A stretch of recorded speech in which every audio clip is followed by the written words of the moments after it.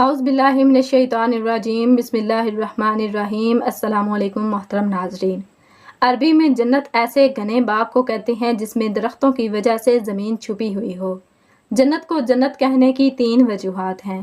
جنت میں باغات ہیں، وہ عالم غیب میں ہے، اور جنت بروز قیامت ملے گی۔ جنتیوں کی سب سے بڑی نعمت دیدار خدا بندی ہے۔ جنت کی 1 اینٹ سونے کی اور 1 اینٹ چاندی کی ہے۔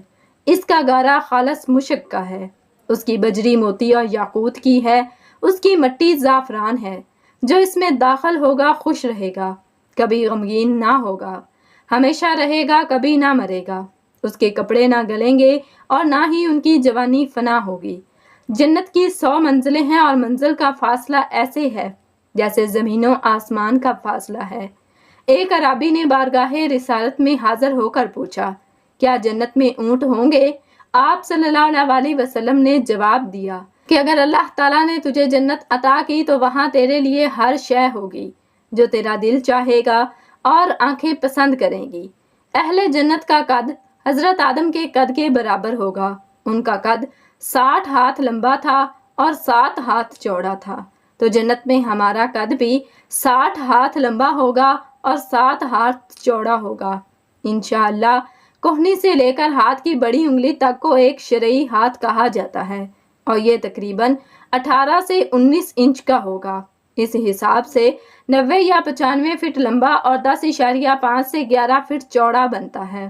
اہل جنت کے جسم پر بال نہیں ہوں گے، ان کے چہروں پر داڑھی مونچھ بھی نہیں ہوگی، صرف سر کے بال اور پلکوں کے بال ہوں گے۔ جنت میں جنتی کھائیں گے اور پئیں گے، لیکن نہ تھوکیں گے اور نہ پیشاب کریں گے، نہ پخانہ کریں گے، نہ ناک سونگے گے، نہ ڈکار آئے گا، اور مشک کی طرح کا خوشبودار پسینہ آئے گا۔ ان دونوں سے کھانا ہضم ہو جائے گا۔ جنتی جنت میں جمع بھی کرے گا جس سے مشک کی طرح کا خوشبو جیسا پسینہ آئے گا۔ جنت میں ایک مرد کو 100 مردوں جتنی طاقت دی جائے گی۔ جنت میں جنتیوں کی عمر 30 سال ہوگی اور مزید کبھی نہیں بڑھے گی، اور یہ 30 سال قمری ہیں۔ اگر انہیں سورج کے سالوں میں تبدیل کیا جائے تو 29 سال 1 ماہ اور 8 دن بنتی ہیں۔ اس عمر میں تو آدمی بالکل جوان ہوتا ہے۔ ایک حدیث میں آتا ہے کہ قیامت کے دن سب لوگ 30 سال کے اٹھائے جائیں گے، پھر اگر کوئی جنتی ہوگا تو اس کو حضرت آدم علیہ السلام کا قد مبارک دیا جائے گا، اور حضرت یوسف علیہ السلام کا حسن دیا جائے گا، اور حضرت ایوب علیہ السلام کا دل دیا جائے گا، اور عمر 30 سال کی ہی رہے گی۔ اور اہل جہنم کی عمر بھی 30 سال ہی رہے گی، لیکن ان کا جسم پہاڑ جتنا پھول جائے گا۔ جنت کا ایک دن دنیا کے 1000 سال کے برابر ہوگا، اور جب جنت میں رات ہوگی تو اندھیرا نہیں ہوگا بلکہ پردے گرا دیے جائیں گے، جس سے جنتیوں کو پتہ چل جائے گا کہ اب رات ہو گئی ہے۔ جنت میں سورج نہیں ہوگا بلکہ عرش سے ایک نور نکلے گا جس سے جنت میں روشنی ہوگی۔ جنت میں نیند نہیں ہے، جنت میں تھکاوٹیں نہیں ہیں۔ سب سے ادنا جنتی کو اللہ تعالیٰ 80,000 نوکر دے گا اور 72 بیویاں دے گا۔ سب سے ادنا جنتی بھی اپنی نعمتوں، باغات، تختوں اور بیویوں کو 1000 برس کی مسافت تک دیکھے گا، اور اللہ تعالیٰ کے نزدیک سب سے زیادہ اکرام والا وہ ہوگا جو صبح اور شام اللہ کے چہرے کی طرف دیکھے گا۔ حضرت محمد صلی اللہ علیہ وسلم کی عمر مبارک جب 12 سال ہوئی تو آپ صلی اللہ علیہ وسلم نے اپنے محترم چچا حضرت ابو طالب کے ساتھ شام کی طرف ایک تجارتی سفر کیا۔ یہ ایک ایسا سفر تھا کہ جس میں پہلی بار اللہ کے آخری نبی کو 12 سال کی عمر میں ہی کسی نے پہچان لیا اور کھل کر اعلان کر دیا کہ یہ بچہ اللہ کا آخری نبی ہے۔ ناظرین، یہ واقعہ جامعہ ترمذی، مصنف ابن شیبہ، تاریخ ابن عساکر، شیخ بخاری، تاریخ طبری، سیرت ابن ہشام، طبقات ابن سعد الہام، دلائل النبوت، سیرت حلبیہ اور خصائص الکبریٰ میں کمی بیشی کے ساتھ صحیح اسناد سے مذکور ہے۔ ناظرین، اہل قریش تجارتی مقاصد کے لیے 2 بڑے سفر کرتے تھے۔ موسم گرما میں شام کی طرف، جبکہ سردیوں میں یمن کی جانب سفر کیا جاتا تھا۔ اللہ پاک نے قرآن پاک میں بھی قریش کے ان تجارتی سفروں کا ذکر کیا ہے، چونکہ حضرت ابو طالب تجارت سے وابستہ تھے، اس لیے انہوں نے قریش مکہ کے ساتھ شام کے تجارتی سفر کا منصوبہ بنایا۔ 586 عیسوی کا واقعہ ہے اور اس وقت حضور صلی اللہ علیہ وسلم حضرت ابو طالب کی زیر کفالت تھے، تو حضرت ابو طالب حضور اکرم صلی اللہ علیہ وسلم کو بھی اپنے ساتھ تجارتی سفر پر لے گئے، جبکہ کچھ روایات میں یہ ملتا ہے کہ حضرت ابو طالب حضور اکرم صلی اللہ علیہ وسلم کو مکہ سے باہر نہ لے جانا چاہتے تھے، کیونکہ وہ آپ صلی اللہ علیہ وسلم کے بچپن کے معجزات سے واقف تھے اور انہیں یہ ڈر تھا کہ مکہ کے باہر کہیں کوئی یہودی گروہ آپ صلی اللہ علیہ وسلم کو کوئی نقصان نہ پہنچا دے، اور دوسرا وہ آپ صلی اللہ علیہ وسلم کو سفر کی مشکلات سے دوچار کرنا چاہتے تھے، کیونکہ حضرت ابو طالب حضور اکرم صلی اللہ علیہ وسلم کو بھتیجا کم اور بیٹا زیادہ سمجھتے تھے۔ خیر، نبی کریم صلی اللہ علیہ وسلم کے اصرار پر حضرت ابو طالب نے آپ صلی اللہ علیہ وسلم کو شریک سفر کیا۔ قریش نے سفر شروع کیا اور سفر کرتے کرتے یہ قافلہ دمشق کے قریب بصرہ نامی مقام پر پہنچا، جہاں پر ایک گھنا درخت دیکھ کر سخت گرمی کی وجہ سے قافلہ والوں نے کچھ دیر آرام کرنے کا فیصلہ کیا۔ اس جگہ سے کچھ فاصلے پر ایک گرجا گھر اور عیسائی خانقاہ بھی موجود تھی۔ اس خانقاہ میں کچھ عیسائی راہب ترک دنیا کر کے اللہ کی عبادت کیا کرتے تھے۔ ان عیسائی راہبوں میں سے ایک کا لقب بحیرہ تھا۔ بحیرہ کا اصل نام برجیس یا جرجیس تھا، لیکن اپنے زیادہ علم اور زیادہ عبادت کی وجہ سے اسے بحیرہ کے لقب سے پکارا جاتا تھا۔ بحیرہ اپنی خانقاہ میں اس قریش کے قافلے کو آتا دیکھ رہا تھا۔ وہ بہت حیران ہوا کہ اس قافلے کے کچھ لوگوں کے ساتھ ساتھ بادل کا ایک ٹکڑا چل رہا ہے۔ جس طرف کو وہ مڑتے ہیں تو بادل کا ٹکڑا اسی طرف کو مڑ کر ان پر اپنی چھاؤں کر دیتا ہے۔ اب جب یہ قافلہ اس درخت کے نیچے آرام کے لیے رکا تو بحیرہ نے دوسرے راہبوں کو کہا کہ اس قافلے کے لوگوں کو کھانے پر بلایا جائے۔ ایک روایت کے مطابق جب یہ قافلے والے اتر کر درخت کے سائے میں بیٹھنا شروع ہوئے تو نبی کریم صلی اللہ علیہ وسلم چونکہ عمر مبارک میں سب سے چھوٹے تھے، چنانچہ آپ صلی اللہ علیہ وسلم نے انتظار فرمایا کہ پہلے بڑے بیٹھ جائیں، پھر آپ کہیں تشریف فرما ہوں گے۔ سایہ کم تھا اور جگہ بھی، لیکن پھر اس درخت کی شاخیں پھیلیں اور آپ پر اپنا سایہ کر دیا۔ بحیرہ راہب نے دیکھا تو اور بھی حیران ہوا کہ کیسے اس درخت کی شاخیں پھیل گئیں۔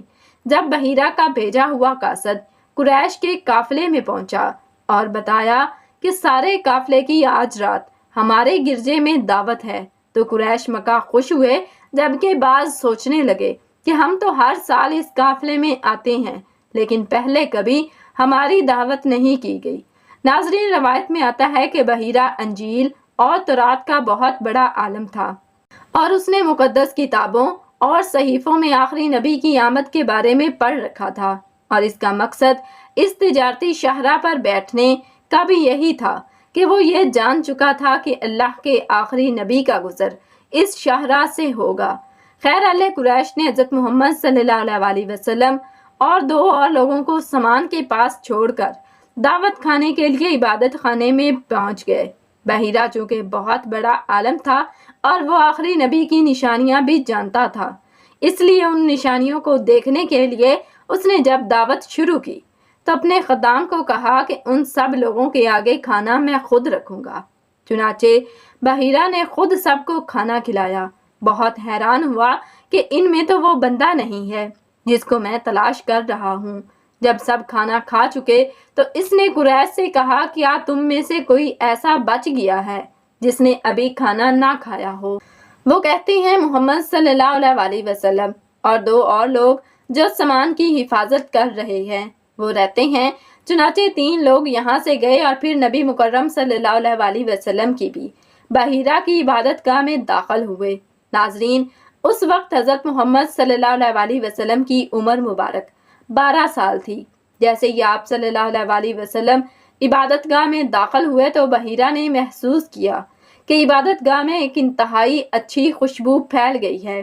اب بحیرہ راہب کی تمام تر توجہ یہ 12 سال کا بچہ بن چکا تھا۔ اہل قریش لات اور عزا کے نام سے کھانا کھانا شروع کرتے تھے، جبکہ اس بچے نے کھانا کھانے سے پہلے لات اور عزا کا نام نہ لیا تھا۔ اس کے بعد بحیرہ نے دیکھا کہ اہل قریش بات بات پر لات اور عزا کی قسمیں کھا رہے تھے، جبکہ حضور صلی اللہ علیہ وسلم خاموش تھے۔ بحیرہ کو آپ کی ذات مبارکہ میں نبوت کے شواہد نظر آ رہے تھے، لیکن وہ پہلے آپ سے کچھ سوالات کرنا چاہتا تھا تاکہ اس کا یقین تکمیل کو پہنچ جائے۔ بحیرہ نے نبی کریم صلی اللہ علیہ وسلم سے کہا کہ میں تمہیں لات اور عزا کی قسم دیتا ہوں کہ میں جو پوچھوں اس کا صحیح جواب دینا۔ اس پر حضور صلی اللہ علیہ وسلم نے فرمایا کہ میرے سامنے لات اور عزا کا نام مت لے، مجھے جتنی شدید نفرت ان سے ہے اور کسی چیز سے نہیں۔ یہ بحیرہ کے لیے ایک مضبوط دلیل تھی کہ بت پرست معاشرے میں آنکھ کھولنے والے اس بتوں سے کس قدر نفرت ہے جسے حضرت ابراہیم علیہ السلام کو تھی۔ پھر بحیرہ نے حضور صلی اللہ علیہ وسلم سے ان کی نیند اور خوابوں کے بارے میں کچھ سوالات کیے۔ بنیادی طور پر بحیرہ کو آخری نبی کی نشانیوں کا علم تھا اور وہ ان نشانیوں کو پورا کر رہا تھا۔ نبی کریم صلی اللہ علیہ وسلم سے سوالات جوابات کا جب یہ سلسلہ ختم ہوا تو بحیرہ نے نبی کریم صلی اللہ علیہ وسلم سے کہا کہ وہ ان کی پشت مبارک دیکھنا چاہتا ہے۔ حضور صلی اللہ علیہ وسلم نے اس کی اجازت دے دی۔ بحیرہ نے حضور صلی اللہ علیہ وسلم کی پشت مبارک پر جب نبوت کی مہر دیکھی تو بحیرہ کا یقین مکمل ہو گیا کہ آپ ہی اللہ کے آخری نبی ہیں۔ بحیرہ نے پھر حضرت ابو طالب سے پوچھا کہ یہ لڑکا رشتے میں آپ کا کیا لگتا ہے؟ اس پر ابو طالب فرمانے لگے کہ یہ میرا بیٹا ہے۔ راہب بحیرہ تھوڑا چونکا اور کہنے لگا کہ میرے علم کے مطابق اس بچے کے والد اس کی پیدائش سے پہلے فوت ہوئے ہیں۔ حضرت ابو طالب کہنے لگے، ہاں میں اس کا چچا ہوں لیکن یہ مجھے اپنے بیٹوں کی طرح عزیز ہے۔ بحیرہ کہنے لگا کہ یہ لڑکا اللہ کا آخری نبی ہے، اس کا نام اور یہ نشانیاں جن کو میں نے جانچ لیا ہے تمام مقدس کتابوں میں لکھی ہیں، اس لڑکے کو جلد واپس مکہ لے جاؤ، کیونکہ اگر رومیوں اور یہودیوں کو یہ نشانیاں دکھ گئیں تو وہ ضرور ان کو نقصان پہنچائیں گے اور تمہارے قافلے کو تباہ کر دیں گے۔ یہ سنتے ہی حضرت ابو طالب نے اپنا سفر منسوخ کیا اور حضرت محمد صلی اللہ علیہ وسلم کو لے کر مکہ واپس چلے گئے۔ قریش کے سب لوگوں نے بحیرہ کی باتیں سنی لیکن بد نصیبی سے ان کو ایمان نصیب نہ ہوا، جبکہ بحیرہ کہنے لگا کہ میں ان پر ایمان لاتا ہوں اور سچے دل سے ان کی رسالت کو قبول کرتا ہوں۔ ناظرین، چونکہ پودے جاندار ہوتے ہیں اس لیے وہ درخت جس کا اس واقعہ میں ذکر ہے، جس کے سائے سے دور حضور اکرم صلی اللہ علیہ وسلم بیٹھے تو اس نے اپنی شاخیں پھیلا دیں، اسے مفسرین نے صحابی درخت کہہ کر پکارا ہے۔ 1400 سال سے زائد کا عرصہ گزرنے کے بعد بھی یہ درخت وہ واحد جاندار ہے کہ جسے نبی کریم صلی اللہ علیہ وسلم کی زیارت کا شرف حاصل ہے۔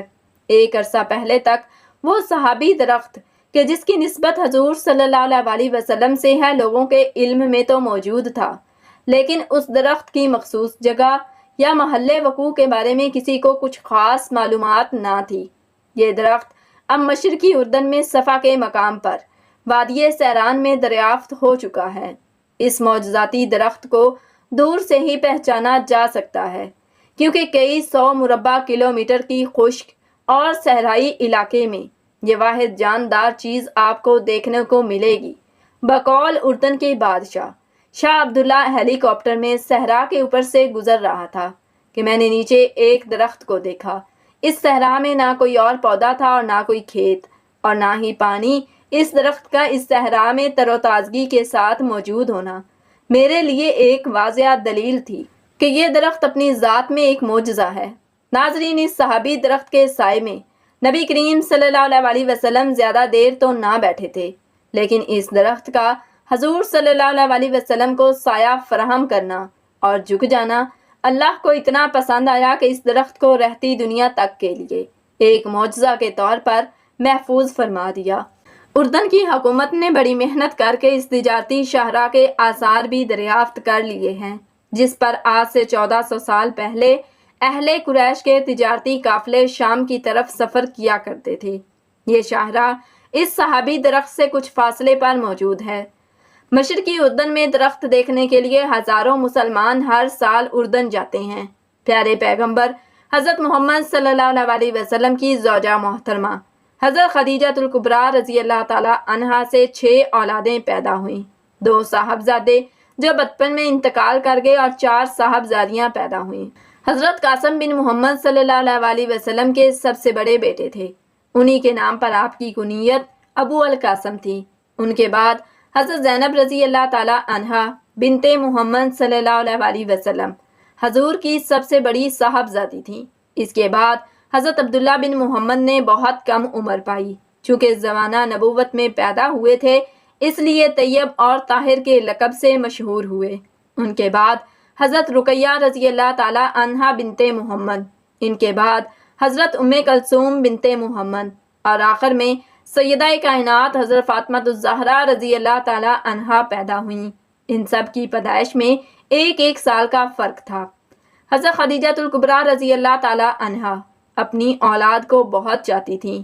چونکہ آپ مالی طور پر بھی بہت مستحکم تھیں اس لیے عقبہ کی لونڈی سلمہ کو بچوں کی پرورش پر مقرر کیا تھا۔ وہ ان کو کھلاتی اور دودھ پلاتی تھی۔ ازواج مطہرات میں حضرت خدیجہ الکبریٰ رضی اللہ تعالی عنہا کو بعض خاص خصوصیات حاصل ہیں۔ وہ حضور صلی اللہ علیہ وسلم کی پہلی بیوی ہیں۔ وہ جب نکاح میں آئیں تو ان کی عمر 40 برس کے قریب تھی، لیکن حضور صلی اللہ علیہ وسلم نے ان کی زندگی میں دوسری شادی نہیں کی۔ آپ رضی اللہ تعالیٰ عنہ کی پہلی تربیت گاہ ہی گود رسالت تھی۔ آپ نے سرکار دو عالم صلی اللہ علیہ وسلم کی باتیں سنی، ان کی عادتیں سیکھیں۔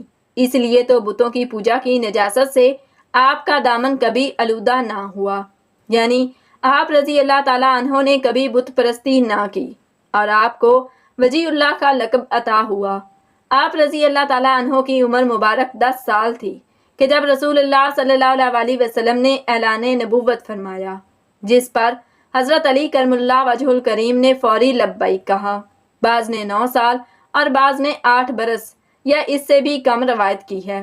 جس روز سرکار مدینہ صلی اللہ علیہ وسلم نے ہجرت فرمائی تو آپ رضی اللہ تعالیٰ عنہ کو اپنے بستر پر سونے کا حکم دیا اور فرمایا، میرے بعد کفار مکہ کی امانتیں لوٹا کر آنا۔ آپ نے اللہ کے نبی پاک صلی اللہ علیہ وسلم کے حکم کی تعمیل فرمائی۔ عجب بات تو یہ ہے کہ تلواروں کی چھاؤں میں آپ رضی اللہ تعالیٰ عنہ اتنی سکون کی نیند سوئے کہ ایسی نیند پھر آپ کو کبھی نہ آ سکی، چونکہ آپ جانتے تھے آج رات موت نہیں آ سکتی۔ آپ جیسا بہادر پورے عرب و عجم میں نہ تھا۔ آپ رضی اللہ تعالیٰ عنہ کی ہیبت اور دبدبے سے بڑے بڑے بہادر لرزاں بر نادام تھے۔ آپ رضی اللہ تعالیٰ عنہ نے تمام غزوات میں سوائے غزوہ تبوک کے نبی کریم صلی اللہ علیہ وسلم کے ساتھ شرکت فرمائی۔ چونکہ غزوہ تبوک میں سرکار دو عالم نے آپ کو اپنا خلیفہ بنا کر مدینہ منورہ میں چھوڑا تھا۔ 10 ہجری میں سرکار دو عالم کے حکم سے آپ یمن کے سفیر بن کر اہل یمن کو دعوت اسلام دینے گئے، جہاں کثیر تعداد نے دین حق قبول کیا۔ ایک حدیث کا مفہوم ہے کہ اگر جنت کی حور زمین کی طرف جھانک لے تو جنت سے لے کر زمین تک ہر چیز روشن ہو جائے گی، یعنی 7 آسمان اور زمین بھی روشن ہو جائیں گی۔ ایک حدیث میں آتا ہے کہ دنیا کی ایمان والی عورت اس جنت کی حور سے جس کا میں نے ابھی ذکر کیا ہے، اس حور سے 70,000 گنا زیادہ خوبصورت ہوگی۔